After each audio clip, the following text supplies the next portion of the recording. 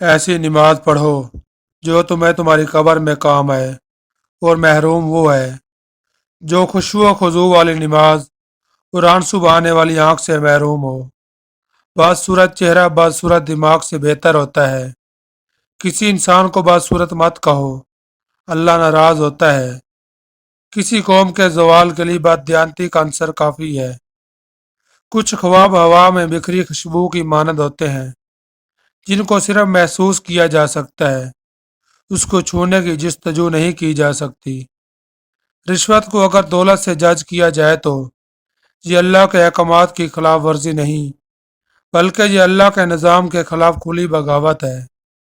محنت ایسی کریں جیسے آپ نے پہلے کبھی نہ کی ہو، اور محنت کا نتیجہ ایسا دیں جیسا کبھی کسی نے سوچا نہ ہو اور نہ ہی پہلے دیکھا ہو۔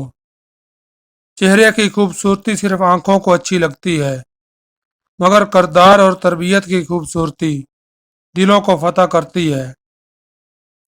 توکل کی نشانی یہ ہے کہ مخلوق خدا سے کتنی ہی تکلیف پہنچے، شکوہ شکایات نہ کریں۔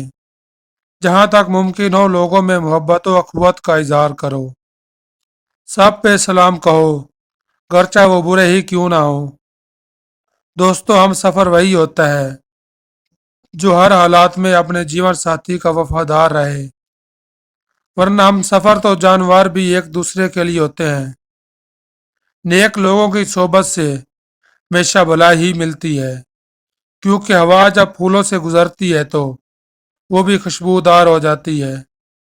ناراضگی اور بیزاری دو الگ پہلو ہیں۔ کسی کو منانے سے پہلے یہ ضرور دیکھو کہ وہ ناراض ہے یا بیزار۔ اللہ نے جو دیا وہ اس کی نعمت ہے، جو نہیں دیا وہ اس کی حکمت ہے، اور جو دے کر لے لیا وہ میرا امتحان ہے۔ چہرہ سفید اور خوبصورت رکھنے کے لیے پانی میں بیری کے پتے ابال کر اس پانی سے چہرہ دھو لو۔